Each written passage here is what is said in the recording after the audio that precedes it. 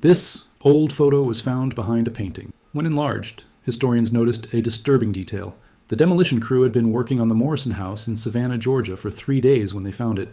The house, built in 1889, was being gutted for renovation. A wealthy tech entrepreneur from California had purchased the deteriorating Victorian mansion and wanted it restored to its original grandeur.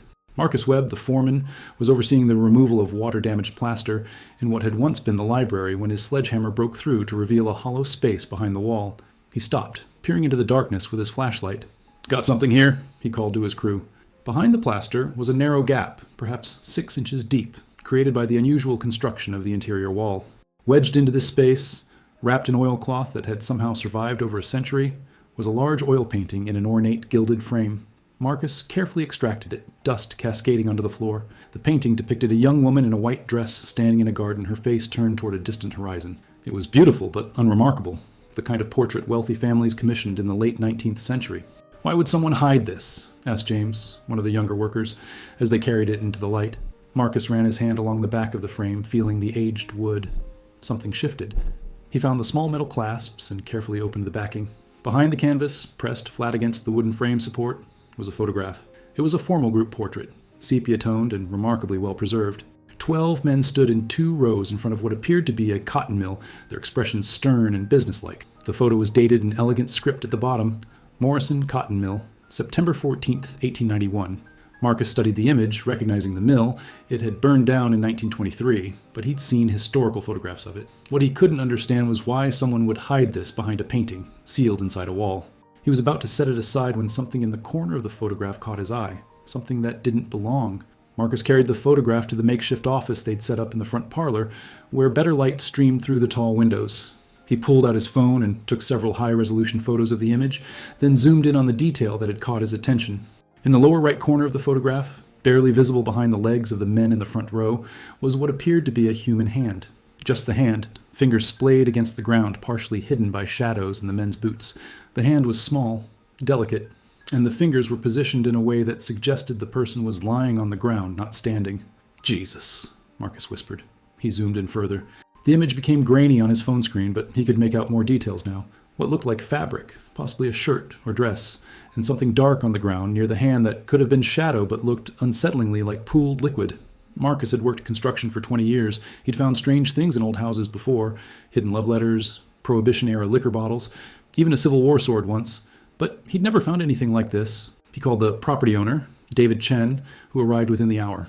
David was in his 40s, a software developer who'd made his fortune in Silicon Valley and developed a passion for historical preservation. He'd purchased the Morrison house specifically because of its historical significance. It had belonged to one of Savannah's most prominent industrial families. When Marcus showed him the photograph and pointed to the detail in the corner, David's face went pale. "That's someone lying on the ground," David said quietly. "Someone the photographers deliberately positioned the men to hide." "Why would they do that?" David looked up at Marcus, his expression grim. "Because they were photographing a crime scene and trying to make it look like a normal business portrait." Marcus felt a chill run down his spine despite the Georgia heat. "We need to call someone. A historian, maybe the police." "The police won't care about a 130-year-old crime," David said, but he pulled out his phone. "But I know someone who will." Dr. Rachel Foster arrived at the Morrison house the following morning. She was a professor of Southern history at the Savannah College of Art and Design and had published extensively on industrial labor conditions in the post-Reconstruction South. When David Chen had called her about the photograph, she'd canceled her afternoon classes and driven straight over. Now she sat in the front parlor, examining the photograph under magnifying glass, her expression growing darker with each passing minute. "This is extraordinary," she said finally, though her tone suggested she meant disturbing rather than wonderful. "And horrifying." "Can you tell what we're looking at?" David asked. Rachel set down the magnifying glass and pulled out her laptop. "First, let me give you context. The Morrison Cotton Mill was one of the largest employers in Savannah in the 1890s. It primarily employed poor white workers, many of them children in terrible conditions. There were multiple reports of industrial accidents, but the Morrison family was powerful. They owned half the commercial property in this district." She opened a file on her computer. "I've been researching labor conditions in Savannah mills for years. There's a gap in the historical record around September 1891. Several workers who were listed in the August payroll simply vanished from all records afterward. No death certificates, no forwarding addresses, nothing." "How many workers?" Marcus asked. 7. 3 women, 4 men, all between the ages of 14 and 22. Rachel zoomed in on the photograph on her screen, enhancing the image. "Now look at this hand. It's small, which suggests female or young male. The clothing visible appears to be work clothes, not business attire. And this dark substance on the ground, She adjusted the contrast. "That's blood." The room fell silent. "Someone died at that mill," Rachel continued. And rather than report it, the Morrison family staged this photograph to document their management team, carefully positioning the men to hide the body in the frame. My guess is this was their insurance. Proof that if anyone ever questioned what happened, they had photographic evidence that could be interpreted as showing nothing unusual. "But why hide the photograph behind a painting?" David asked. Rachel looked around the parlor. "Because this was the Morrison family home. Someone in this house knew what that photograph really showed. And they couldn't destroy it, but they couldn't keep it visible either." Rachel spent the next week diving deep into the Morrison family history, and what she found painted a portrait of wealth built on exploitation and violence. Augustus Morrison had established the cotton mill in 1878, capitalizing on the South's desperate need for industrial development after the Civil War. By 1890, the mill employed over 200 workers, including dozens of children as young as 10 years old. The working conditions were brutal. 14-hour days, dangerous machinery, no safety regulations, and wages so low that entire families had to work just to survive. The Historical Society archives contained newspaper articles from the period, and Rachel photocopied everything she could find. Most were glowing profiles of Augustus Morrison, captain of industry, Savannah's industrial pioneer, benefactor to the working class. But buried in the back pages of smaller newspapers, she found hints of darker truths. An article from August 1891 reported that workers at the Morrison mill had attempted to organize for better conditions and shorter hours. The effort had been led by a young woman named Sarah Hartley, age 19, who had worked at the mill since she was 12. Another brief article from September mentioned that the labor organizing effort had dissolved peacefully, and that Augustus Morrison had addressed worker concerns with characteristic generosity. But Rachel found no further mention of Sarah Hartley. Her name simply disappeared from all records after August 1891. Rachel pulled the census records from 1890. Sarah Hartley was listed as living in a boarding house on West Broad Street with 7 other mill workers. In the 1900 census, none of those 8 people appeared anywhere in Georgia. She returned to the Morrison house with her findings. David had set up a proper research space in the library where Marcus had first discovered the hidden photograph. "I think I know whose hand that is," Rachel said, spreading out copies of her research. Sarah Hartley, 19 years old, led a labor organization effort at the mill in August 1891, vanished completely after that, along with 7 other workers. David studied the documents, his expression grim. "You think Morrison killed them? I think there was a confrontation at the mill in September 1891. I think workers died. And I think this photograph was taken to document it, but in a way that could be denied if it was ever discovered." Finding the mill's operational records proved more difficult. The Morrison cotton mill had closed in 1920, 3 years before the fire that destroyed the building. Most of the company's documents had been lost or destroyed over the decades. But Rachel had an advantage. She'd spent years building relationships with descendants of Savannah's old families. One of her former students, Patricia Williams, was the great-great-granddaughter of Harold Webb, who had served as the mill's bookkeeper from 1889 to 1895. Patricia invited Rachel to her home in the historic district, where she'd inherited boxes of her ancestors' papers. "My great-great-grandfather kept meticulous records," Patricia explained, leading Rachel to a climate-controlled storage room. "The family always said he was obsessive about documentation. After he left the Morrison mill, he never spoke about his time there. My grandmother said he had nightmares until the day he died." The boxes contained ledgers, correspondence, and personal journals. Rachel spent an entire afternoon reading through Harold Webb's careful handwriting, and what she found made her hands shake. The ledger for September 1891 showed 8 workers who had been paid on September 13th, but were marked as terminated on September 15th. No reason given, no forwarding address, just a line drawn through their names. But it was Harold Webb's personal journal that revealed the truth. The entry for September 14th, 1891, was written in a shaking hand, quite different from his usual precise script. "Today I witnessed something that will haunt me until my grave. The workers who had been organizing for better conditions, Miss Hartley and 7 others, confronted Mr. Morrison in the mill yard this morning. They demanded recognition of their group and threatened to strike if their demands were not met. Mr. Morrison called for his foreman and several men from town. What followed was violence I cannot fully describe in writing. By noon, 8 workers lay dead in the mill yard. Mr. Morrison ordered the bodies removed and the blood washed away. He then assembled his management for a photograph, positioning them to obscure the remaining evidence. He told us all that if we spoke of what occurred, we would share the workers' fate. I am complicit in murder, and I do not know how to live with this knowledge." Rachel sat back, her heart pounding. This was it. Direct testimony from a witness to mass murder. Armed with Harold Webb's testimony, Rachel returned to the historical archives with a new question. Where had the bodies been buried? She found the answer in an unexpected place: the property records for the Morrison cotton mill.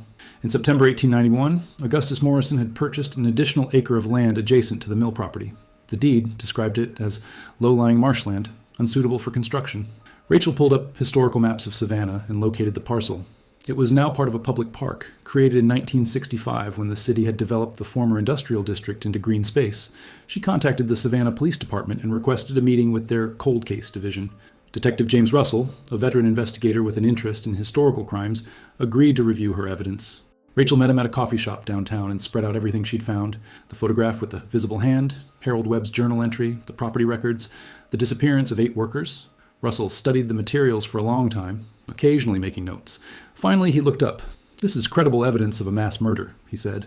"But Dr. Foster, you understand that no one can be prosecuted for a crime committed in 1891. Everyone involved is long dead." "I understand," Rachel said. "But those 8 workers deserve to have their story told. Their families deserve to know what happened.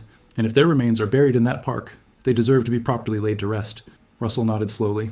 "I'll need to bring this to the district attorney. If they agree, we can petition for a ground-penetrating radar survey of that property."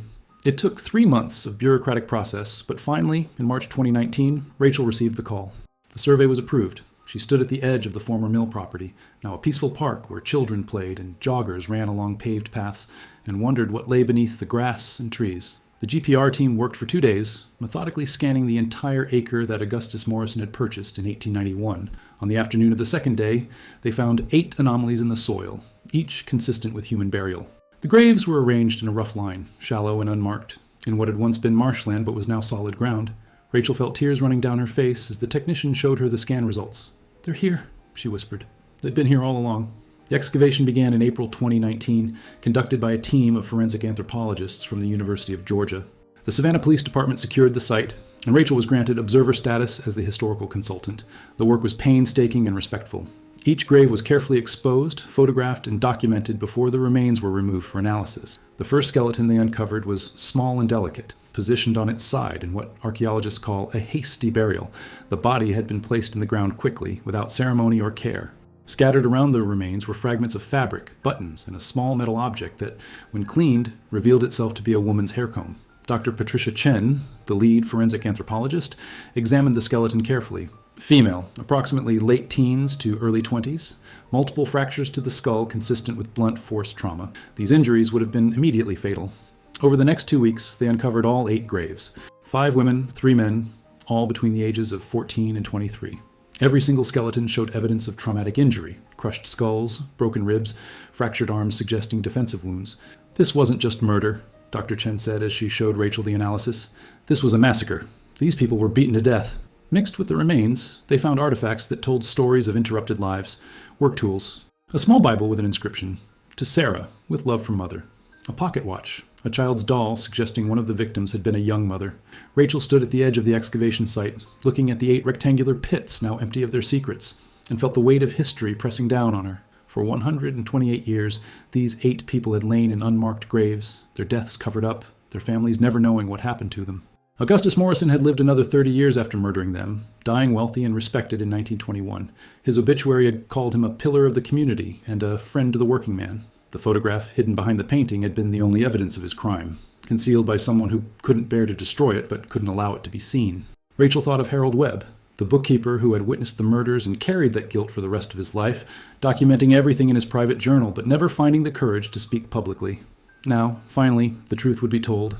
Identifying the remains proved challenging but not impossible. Dr. Chen's team used a combination of forensic analysis, historical records, and archaeological context to piece together who these 8 people had been. The skeleton with the hair comb was positively identified through dental records, miraculously preserved in a Savannah dentist's archive, as Sarah Hartley. She'd been 19 years old, worked at the mill since age 12, and had been trying to organize workers for better conditions when she was killed. The other victims were identified through a combination of methods: personal artifacts, historical records of missing persons, and comparison with family burial plots where relatives had been interred.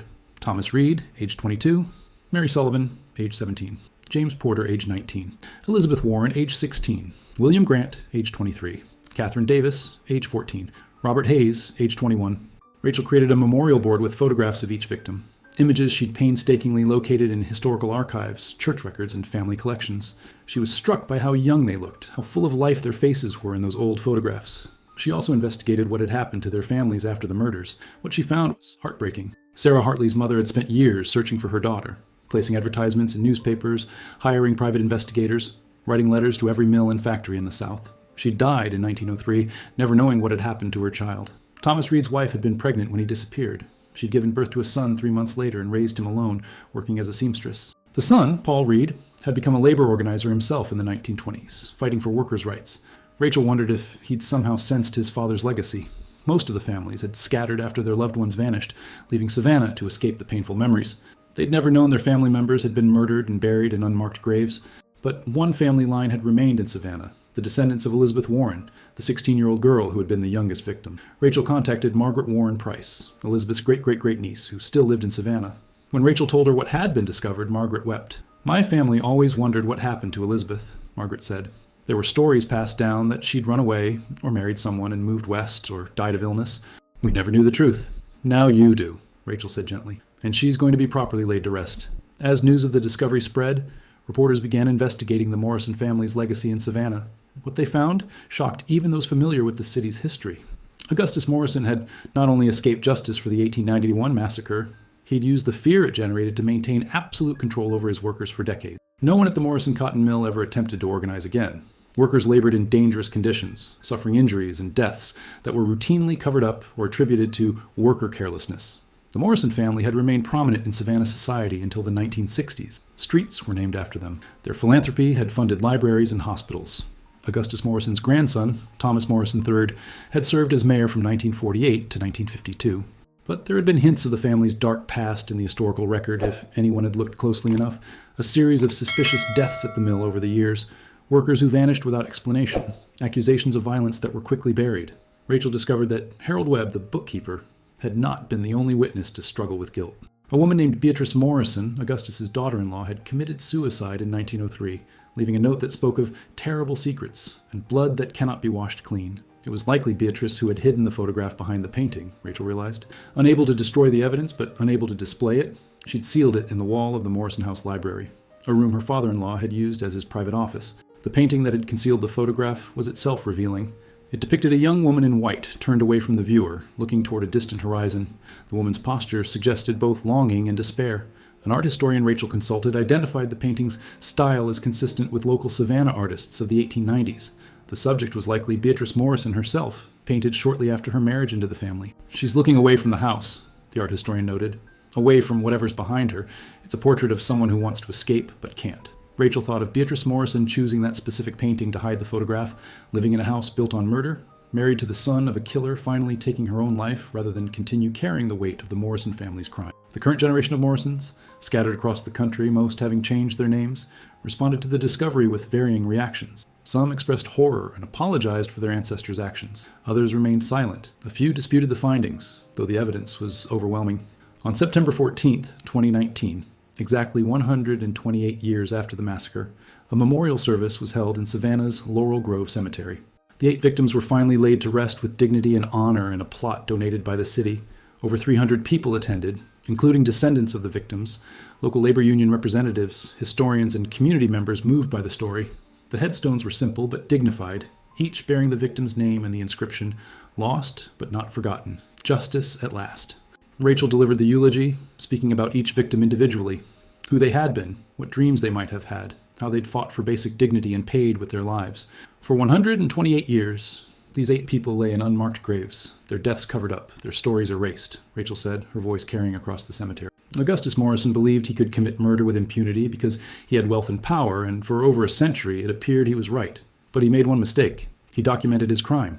And someone, we believe Beatrice Morrison, his daughter-in-law, couldn't bear to destroy that evidence, even though she lacked the courage or ability to expose it. Rachel held up a copy of the photograph. This image, hidden for more than a century behind a painting in the Morrison House Library, is proof that the truth survives even when it's buried. That photograph showed something Augustus Morrison tried to hide. A hand visible in the corner, belonging to Sarah Hartley, a 19-year-old woman who dared to ask for fair treatment and was murdered for it. After the service, the memorial photograph was formally donated to the Savannah History Museum, where it would be displayed alongside the full story of the massacre. The museum created an exhibit titled Hidden in Plain Sight, the 1891 Morrison Mill Massacre, that opened in October 2019. David Chen, the owner of the Morrison House, announced that he would convert the property into a museum dedicated to labor history and workers' rights, with a permanent exhibit about the 8 victims. The photograph itself became the centerpiece of the museum's collection. Visitors could examine high-resolution scans that clearly showed the hand in the corner, read Harold Webb's journal entries, and learn about each victim's life. Rachel stood in the museum on opening day, watching people study the photograph, seeing them notice the impossible detail in the corner, the hand that Augustus Morrison had tried to hide but hadn't quite managed to erase. A young girl, no more than 10, stood before the image with her mother. "Why did they hide it?" the girl asked. "Because they thought no one would ever find it," her mother answered. "But someone always finds the truth eventually." Rachel thought of Sarah Hartley, beaten to death at 19 for demanding fair treatment. She thought of the 7 others who had died with her. She thought of all the other workers throughout history who had been killed, exploited, and forgotten. The photograph would ensure that these 8, at least, would not remain forgotten. As Rachel left the museum that evening, she glanced back at the Morrison house, now transformed from a symbol of wealth and power into a memorial to its victims. The library where the photograph had been hidden for over a century would become a reading room where people could research labor history and workers' rights movement. Augustus Morrison had built his fortune on the bodies of workers. He'd thought he could hide his crimes forever, but a single photograph concealed behind a painting had survived to tell the truth. And in the end, the truth was all that mattered.